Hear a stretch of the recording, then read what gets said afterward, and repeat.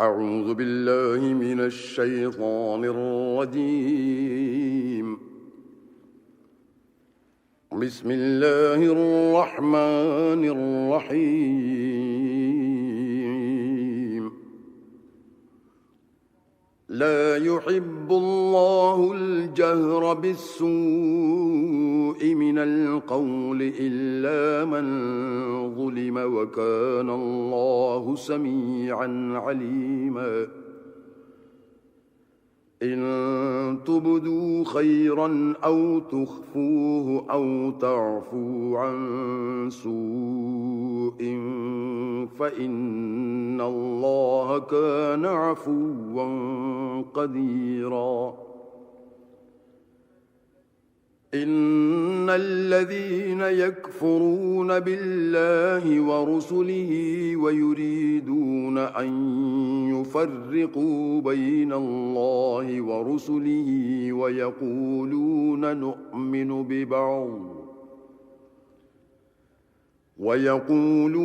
نؤمن ببعض ونكفر ببعض ويريدون أن يتخذوا بين ذلك سبيلا. أولئك هم الكافرون حقا وأعتدنا للكافرين عذابا مهينا. والذين آمنوا بالله ورسله ولم يفرقوا بين أحد منهم أولئك سوف يؤتيهم أجورهم وكان الله غفورا رحيما. يسألك أهل الكتاب أن تنزل عليهم كتابا من السماء فقد سألوا موسى أكبر من ذلك فقالوا أرنا الله جهرة فأخذتهم الصاعقة بظلمهم ثم اتخذوا العجل من بعد ما جاءتهم البينات فعفونا عن ذلك وآتينا موسى سلطانا مبينا. ورفعنا فوقهم الطور بميثاقهم وقلنا لهم ادخلوا الباب سجدا وقلنا لهم لا تعدوا في السبت وأخذنا منهم ميثاقا غليظا. فبما نقضهم ميثاقهم وكفرهم بآيات الله وقتلهم الأنبياء بغير حق وقولهم قلوبنا غلف بل طبع الله عليها بكفرهم فلا يؤمنون إلا قليلا. وبكفرهم وقولهم على مريم بهتانا عظيما. وقولهم إنا قتلنا المسيح عيسى ابن مريم رسول الله وما قتلوه وما صلبوه ولكن شبه لهم وإن الذين اختلفوا فيه لفي شك منه ما لهم به من علم إلا اتباع الظن وما قتلوه يقينا بل رفعه الله إليه وكان الله عزيزا حكيما. وإن من أهل الكتاب إلا ليؤمنن به قبل موته ويوم القيامة يكون عليهم شهيدا فبظلم من الذين هادوا حرمنا عليهم طيبات أحلت لهم وبصدهم عن سبيل الله كثيرا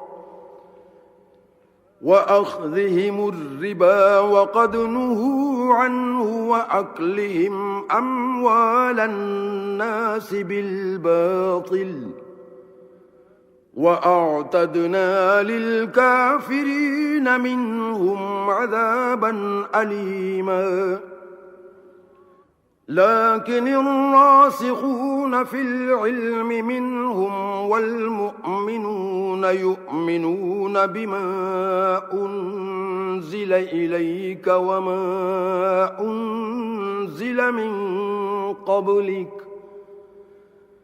والمقيمين الصلاة والمؤتون الزكاة والمؤمنون بالله واليوم الآخر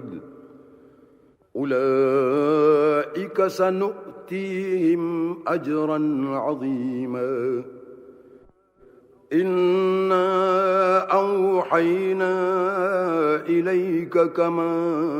أوحينا إلى نوح والنبيين من بعده وأوحينا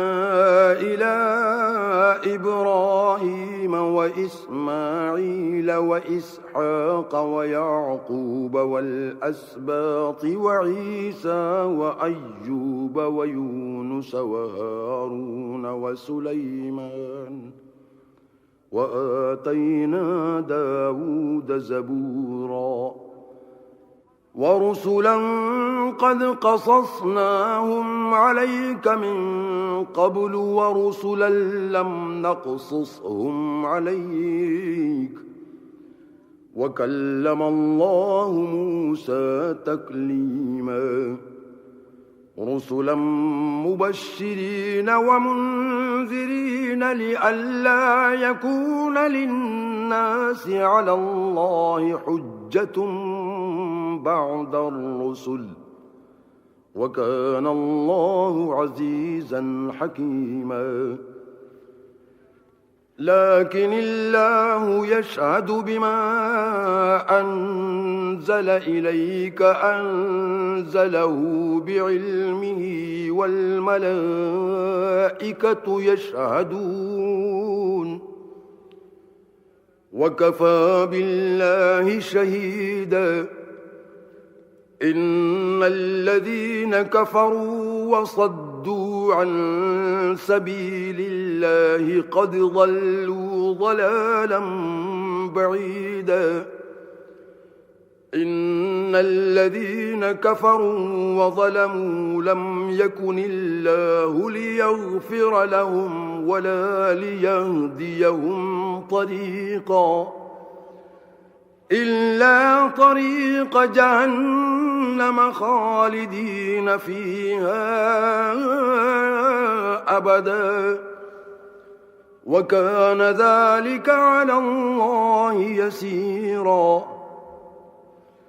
يا أيها الناس قد جاءكم الرسول بالحق من ربكم فآمنوا خيرا لكم وإن تكفروا فإن لله ما في السماوات والأرض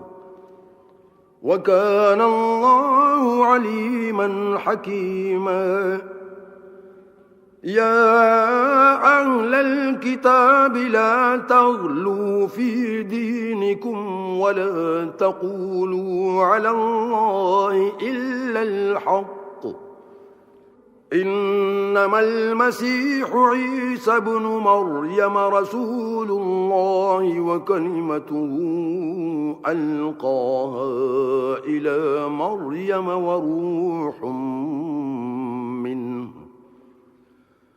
فآمنوا بالله ورسله ولا تقولوا ثلاثة انتهوا خيرا لكم إنما الله إله واحد سبحانه أن يكون له ولد له ما في السماوات وما في الأرض وكفى بالله وكيلا لن يستنكف المسيح أن يكون عبدا لله ولا الملائكة المقربون ومن يستنكف عن عبادته ويستكبر فسيحشرهم إليه جميعا فأما الذين آمنوا وعملوا الصالحات فيوفيهم أجورهم ويزيدهم من فضله وأما الذين استنكفوا واستكبروا فيعذبهم عذابا أليما ولا يجدون لهم من دون الله وليا ولا نصيرا يا أيها الناس قد جاءكم برهان من ربكم وأنزلنا إليكم نورا مبينا فأما الذين آمنوا بالله واعتصموا به فسيدخلهم في رحمة منه وفضل ويهديهم إليه صراطا مستقيما يستفتونك قل الله يفتيكم في الكلالة إن امرؤ هلك ليس له ولد وله أخت فلها نصف ما ترك وهو يرثها إن لم يكن لها ولد فإن كانت اثنتين فلهما الثلثان مما ترك وإن كانوا إخوة رجالا ونساء فللذكر مثل حظ الأنثيين يبين الله لكم أن تضلوا والله بكل شيء عليم بسم الله الرحمن الرحيم يا أيها الذين آمنوا أوفوا بالعقود أحلت لكم بهيمة الأنعام إلا ما يتلى عليكم غير محل الصيد وأنتم حرم إن الله يحكم ما يريد يا أيها الذين آمنوا لا تحلوا شعائر الله ولا الشهر الحرام ولا الهدي ولا القلائد ولا آمين البيت الحرام يبتغون فضلا من ربهم ورضوانا وإذا حللتم فاصطادوا ولا يجرمنكم شنآن قوم أن صدوكم عن المسجد الحرام أن تعتدوا وتعاونوا على البر والتقوى ولا تعاونوا على الإثم والعدوان واتقوا الله إن الله شديد العقاب. حرمت عليكم الميتة والدم ولحم الخنزير وما أهل لغير الله به والمنخنقة والموقوذة والمتردية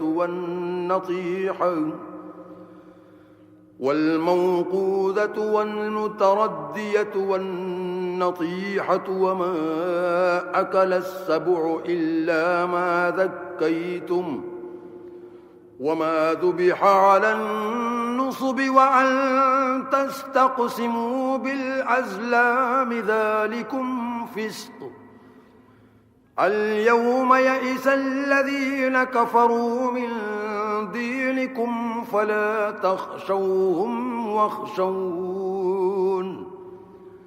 اليوم أكملت لكم دينكم وأتممت عليكم نعمتي ورضيت لكم الإسلام دينا. فمن اضطر في مخمصة غير متجانف لإثم فإن الله غفور رحيم. يسألونك ماذا أحل لهم قل أحل لكم الطيبات وما علمتم من الجوارح مكلبين تعلمونهن مما علمكم الله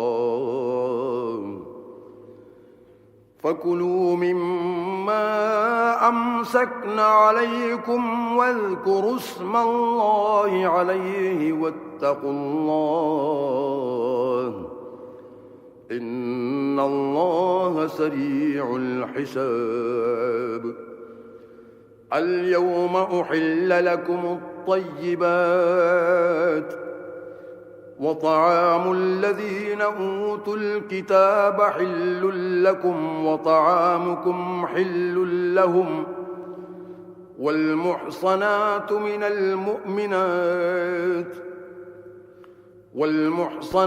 من الذين أوتوا الكتاب من قبلكم إذا آتيتموهن أجورهن محصنين غير مسافحين ولا متخذي أخدان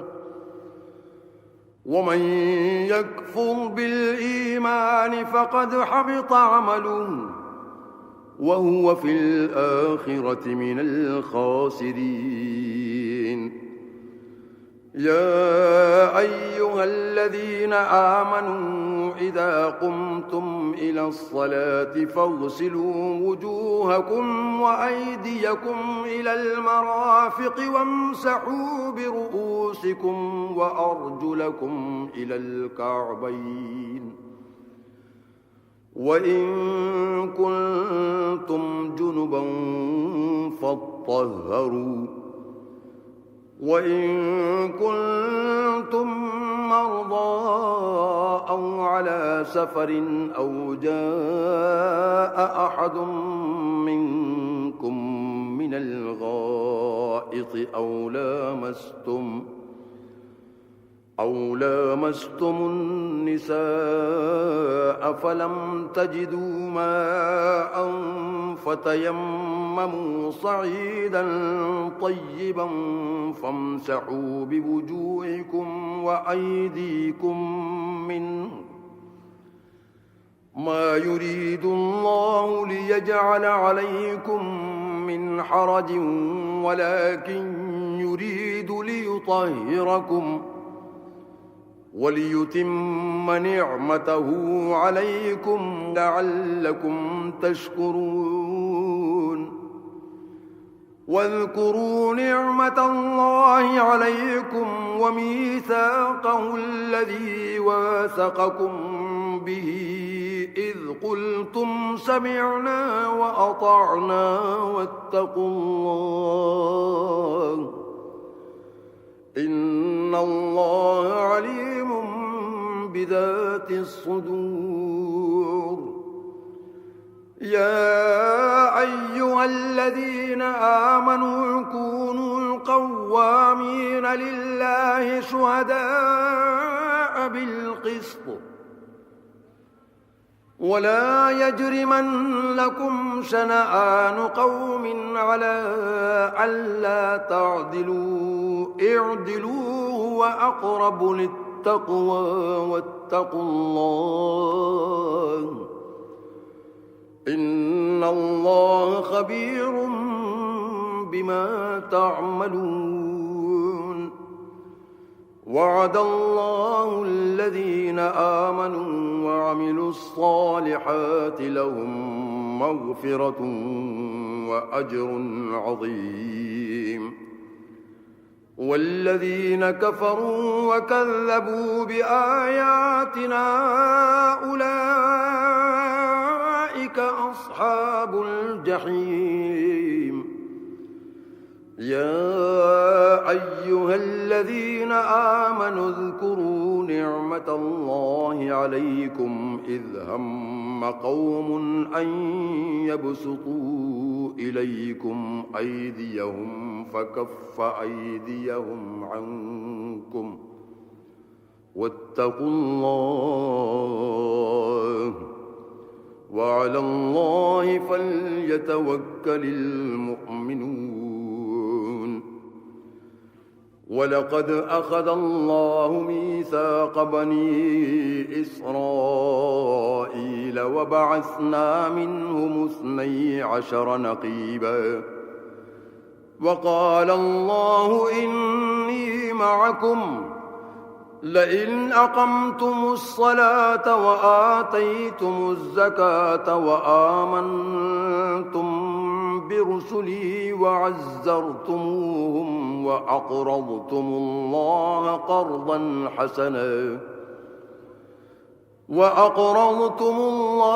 قرضا حسنا لأكفرن عنكم سيئاتكم ولأدخلنكم جنات تجري من تحتها الأنهار فمن كفر بعد ذلك منكم فقد ضل سواء السبيل. فبما نقضهم ميثاقهم لعناهم وجعلنا قلوبهم قاسية يحرفون الكلم عن مواضعه ونسوا حظا مما ذكروا به ولا تزال تطلع على خائنة منهم إلا قليلا منهم فاعف عنهم واصفح إن الله يحب المحسنين. ومن الذين قالوا إنا نصارى أخذنا ميثاقهم فنسوا حظا مما ذكروا به فأغرينا بينهم العداوة والبغضاء إلى يوم القيامة وسوف ينبئهم الله بما كانوا يصنعون. يا أهل الكتاب قد جاءكم رسولنا يبين لكم كثيرا مما كنتم تخفون من الكتاب ويعفو عن كثير. قد جاءكم من الله نور وكتاب مبين يهدي به الله من اتبع رضوانه سبل السلام ويخرجهم من الظلمات إلى النور بإذنه ويهديهم إلى صراط مستقيم. لقد كفر الذين قالوا إن الله هو المسيح ابن مريم قل فمن يملك من الله شيئا إن أراد أن يهلك المسيح ابن مريم وأمه ومن في الأرض جميعا ولله ملك السماوات والأرض وما بينهما يخلق ما يشاء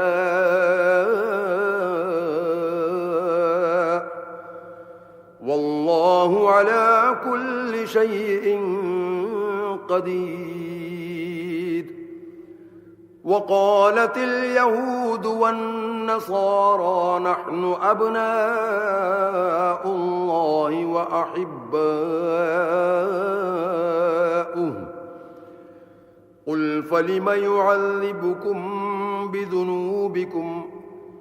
بل أنتم بشر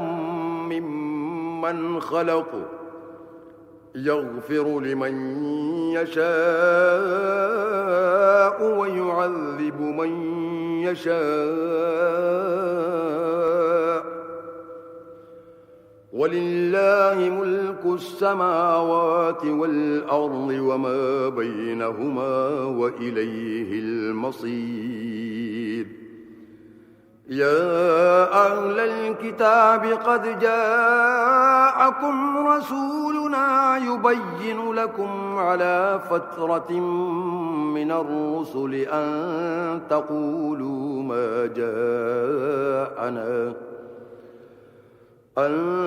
تقولوا ما جاءنا من بشير ولا نذير فقد جاءكم بشير ونذير والله على كل شيء قدير. وإذ قال موسى لقومه يا قوم اذكروا نعمة الله عليكم إذ جعل فيكم أنبياء وجعلكم ملوكا وآتاكم ما لم يؤت أحدا من العالمين. يا قوم ادخلوا الأرض المقدسة التي كتب الله لكم ولا ترتدوا على أدباركم فتنقلبوا خاسرين. قالوا يا موسى إن فيها قوما جبارين وإنا لن ندخلها حتى يخرجوا منها فإن يخرجوا منها فإنا داخلون. قال رجلان من الذين يخافون أنعم الله عليهم ادخلوا عليهم الباب فإذا دخلتموه فإنكم غالبون وعلى الله فتوكلوا إن كنتم مؤمنين. قالوا يا موسى إنا لن ندخلها أبدا ما داموا فيها فاذهب أنت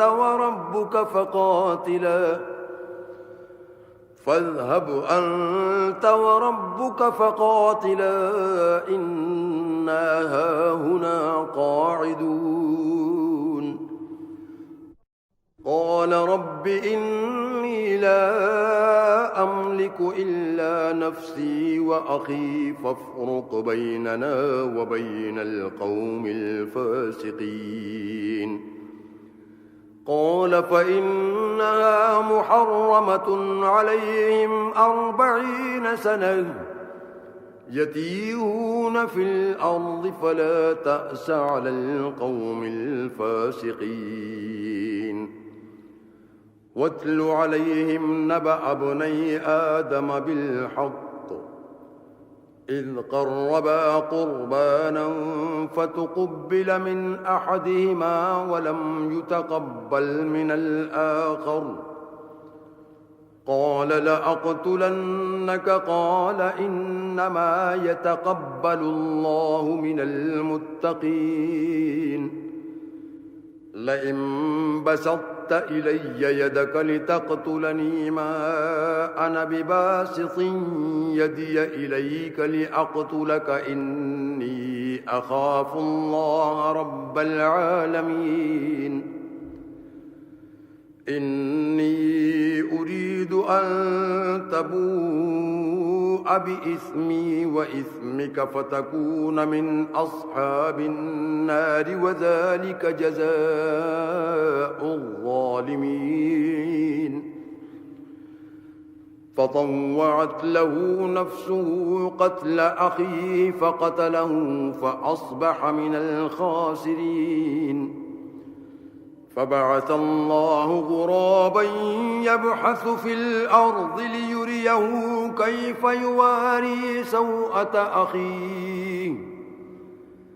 قال يا ويلتى أعجزت أن أكون مثل هذا الغراب فأواري سوءة أخي فأصبح من النادمين من أجل ذلك كتبنا على بني إسرائيل أنه من قتل نفسا بغير نفس أو فساد في الأرض فكأنما قتل الناس جميعا ومن أحياها فكأنما أحيا الناس جميعا ولقد جاءتهم رسلنا بالبينات ثم إن كثيرا منهم بعد ذلك في الأرض لمسرفون إنما جزاء الذين يحاربون الله ورسوله ويسعون في الأرض فسادا أن يقتلوا أو يصلبوا أو تقطع أيديهم وأرجلهم من خلاف أو ينفوا من الأرض ذلك لهم خزي في الدنيا ولهم في الآخرة عذاب عظيم إلا الذين تابوا من قبل أن تقدروا عليهم فاعلموا أن الله غفور رحيم يا أيها الذين آمنوا اتقوا الله وابتغوا إليه الوسيلة وجاهدوا في سبيله لعلكم تفلحون إن الذين كفروا لو أن لهم ما في الأرض جميعا ومثله معه ليفتدوا به من عذاب يوم القيامة ما تقبل منهم ولهم عذاب أليم يريدون أن يخرجوا من النار وما هم بخارجين منها ولهم عذاب مقيم والسارق والسارقة فاقطعوا أيديهما جزاء بما كسبا نكالا من الله والله عزيز حكيم فمن تاب من بعد ظلمه وأصلح فإن الله يتوب عليه إن الله غفور رحيم ألم تعلم أن الله له ملك السماوات والأرض يعذب من يشاء ويغفر لمن يشاء والله على كل شيء قدير يا أيها الرسول لا يحزنك الذين يسارعون في الكفر من الذين قالوا آمنا بأفواههم ولم تؤمن قلوبهم ومن الذين عادوا سماعون للكذب سماعون لقوم آخرين لم يأتوك يحرفون الكلم من بعد مواضعه يقولون إن أوتيتم هذا فخذوه وإن لم تؤتوه فاحذروا ومن يرد الله فتنته فلن تملك له من الله شيئا أولئك الذين لم يرد الله أن يطهر قلوبهم لهم في الدنيا خزي ولهم في الآخرة عذاب عظيم سماعون للكذب أكالون للسحت فإن جاءوك فاحكم بينهم أو أعرض عنهم وإن تعرض عنهم فلن يضروك شيئا وإن حكمت فاحكم بينهم بالقسط إن الله يحب المقسطين وكيف يحكمونك وعندهم التوراة فيها حكم الله ثم يتولون من بعد ذلك وما أولئك بالمؤمنين إنا أنزلنا التوراة فيها هدى ونور يحكم بها النبيون الذين أسلموا للذين هادوا والربانيون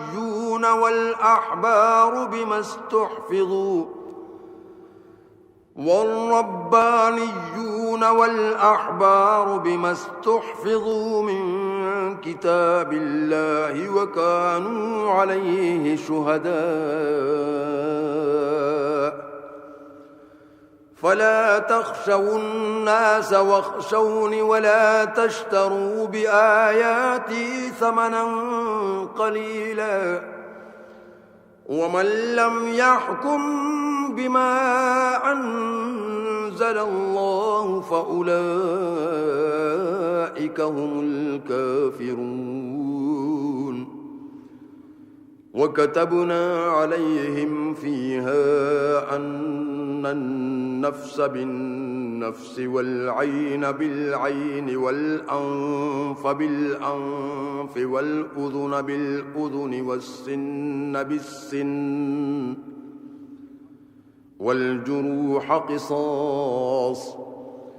فمن تصدق به فهو كفارة له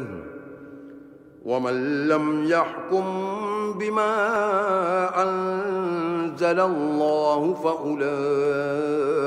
هم الظالمون وقفينا على آثارهم بعيسى ابن مريم مصدقا لما بين يديه من التوراة وآتيناه الإنجيل فيه هدى ونور ومصدقا لما بين يديه من التوراة وهدى وموعظة للمتقين وليحكم أهل الإنجيل بما أنزل الله فيه ومن لم يحكم بما أنزل الله فأولئك هم الفاسقون وأنزلنا إليك الكتاب بالحق مصدقا لما بين يديه من الكتاب ومهيمنا عليه فاحكم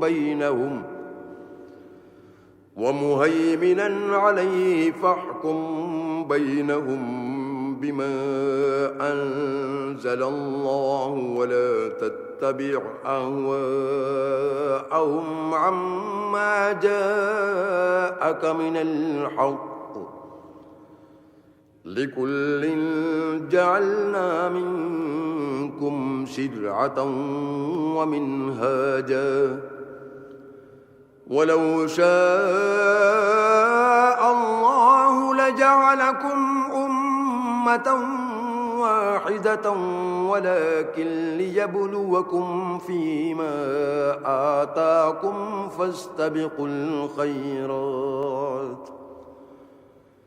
إلى الله مرجعكم جميعا فينبئكم بما كنتم فيه تختلفون وأن يحكم بينهم بما أنزل الله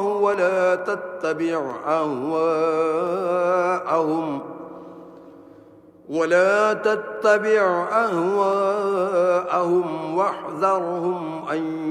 يفتنوك عن بعض ما أنزل الله إليك فإن تولوا فاعلم أنما يريد الله أن يصيبهم ببعض ذنوبهم وإن كثيرا من الناس لفاسقون أفحكم الجاهلية يبغون ومن أحسن من الله حكما لقوم يوقنون يا أيها الذين آمنوا لا تتخذوا اليهود والنصارى أولياء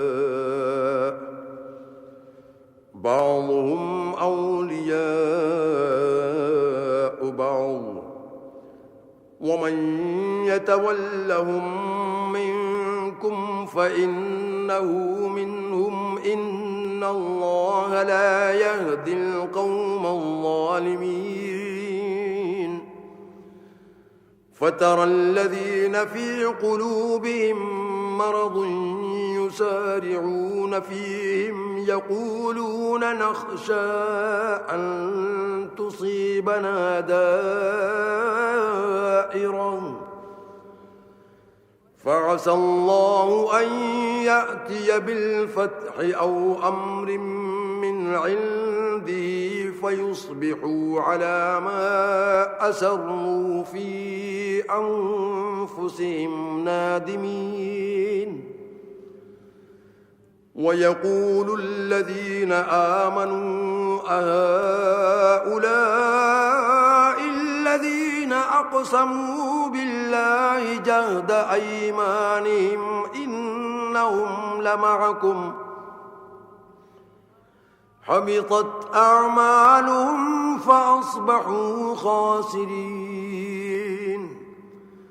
يا أيها الذين آمنوا من يرتد منكم عن دينه فسوف يأتي الله بقوم يحبهم ويحبونه أذلة على المؤمنين أعزة على الكافرين يجاهدون في سبيل الله ولا يخافون لومة لائم ذلك فضل الله يؤتيه من يشاء والله واسع عليم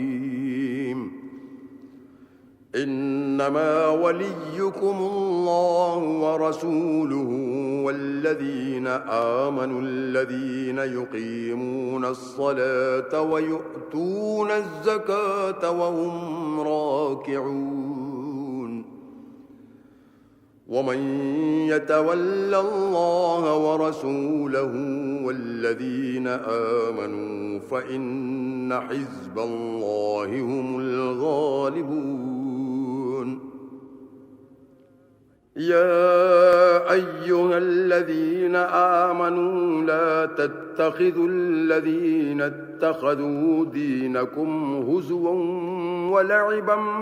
من الذين أوتوا الكتاب من قبلكم والكفار أولياء واتقوا الله إن كنتم مؤمنين وإذا ناديتم إلى الصلاة اتخذوها هزوا ولعبا ذلك بأنهم قوم لا يعقلون قل يا أهل الكتاب هل تنقمون منا إلا أن آمنا بالله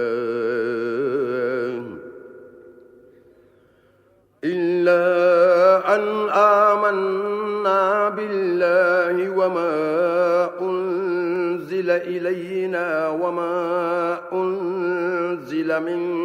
قبل وأن أكثركم فاسقون قل هل أنبئكم بشر من ذلك مثوبة عند الله من لعنه الله وغضب عليه وجعل منهم القردة والخنازير وعبد الطاغوت أولئك شر مكانا وأضل عن سواء السبيل وإذا جاءوكم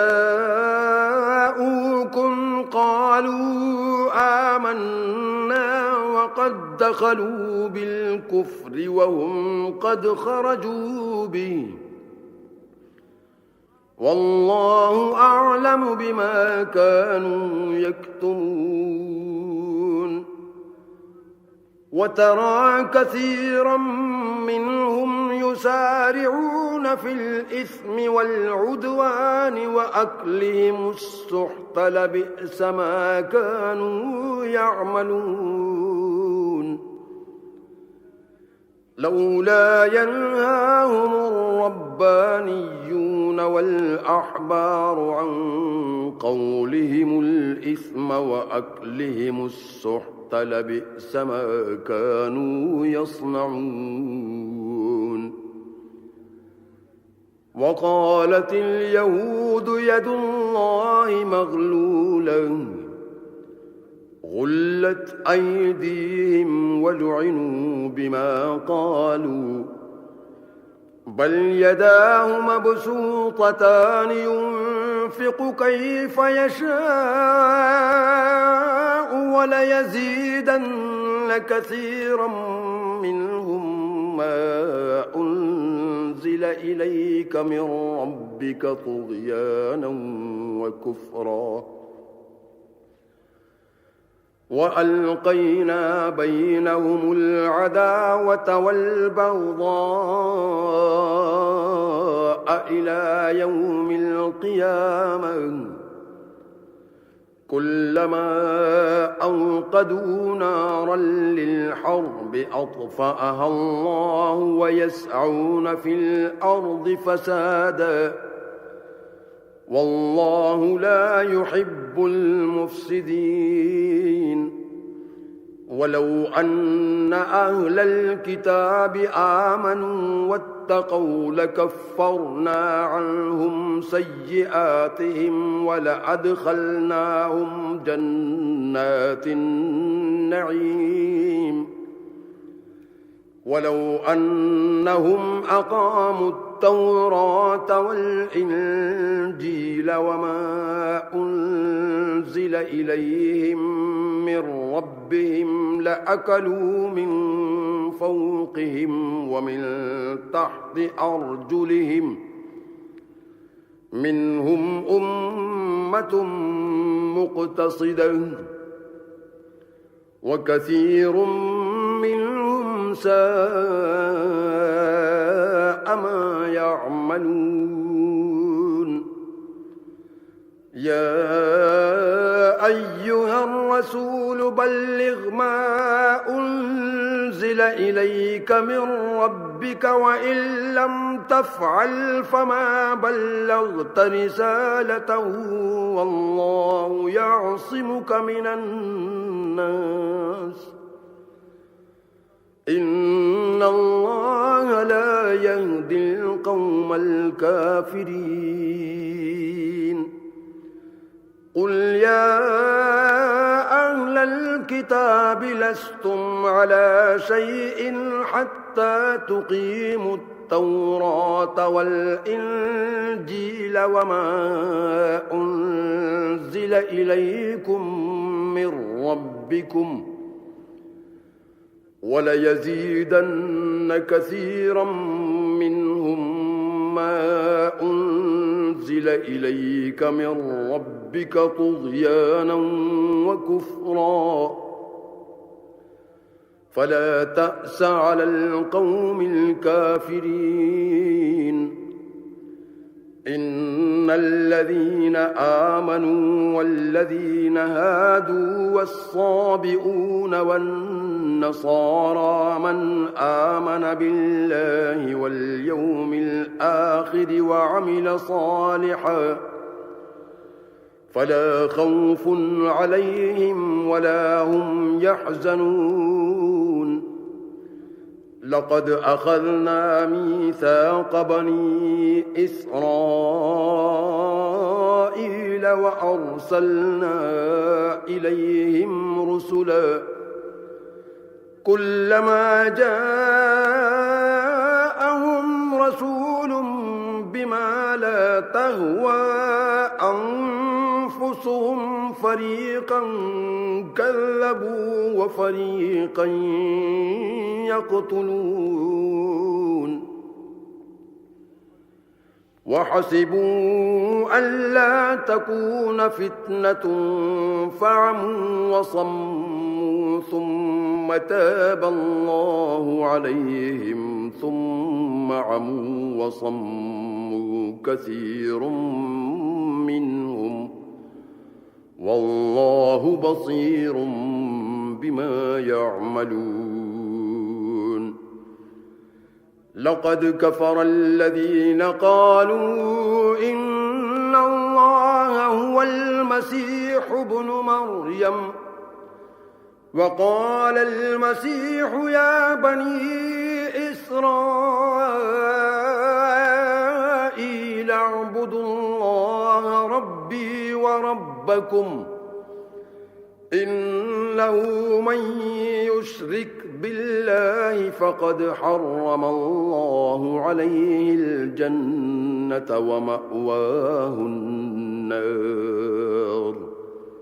وما للظالمين من أنصار لقد كفر الذين قالوا إن الله ثالث ثلاثة وما من إله إلا إله واحد وإن لم ينتهوا عما يقولون ليمسن الذين كفروا منهم عذاب أليم أفلا يتوبون إلى الله ويستغفرونه والله غفور رحيم ما المسيح ابن مريم إلا رسول قد خلت من قبله الرسل وأمه صديقة كانا يأكلان الطعام انظر كيف نبين لهم الآيات ثم انظر عنا يؤفكون قل أتعبدون من دون الله ما لا يملك لكم ضرا ولا نفعا والله هو السميع العليم قل يا أهل الكتاب لا تغلوا في دينكم غير الحق ولا تتبعوا أهواء قوم قد ضلوا من قبل ولا تتبعوا أهواء قوم قد ضلوا من قبل وأضلوا كثيرا وضلوا عن سواء السبيل لعن الذين كفروا من بني إسرائيل على لسان داود وعيسى بن مريم ذلك بما عصوا وكانوا يعتدون كانوا لا يتناهون عن منكر فعلوه لبئس ما كانوا يفعلون ترى كثيرا منهم يتولون الذين كفروا لبئس ما قدمت لهم أنفسهم أن سخط الله عليهم وفي العذاب هم خالدون ولو كانوا يؤمنون بالله والنبي وما أنزل إليه ما اتخذوهم أولياء ولكن كثيرا منهم فاسقون لتجدن أشد الناس عداوة للذين آمنوا اليهود والذين أشركوا ولتجدن أقربهم مودة للذين آمنوا الذين قالوا إنا نصارى ذلك بأن منهم قسيسين ورهبانا وأنهم لا يستكبرون أعوذ بالله من الشيطان الرجيم بسم الله الرحمن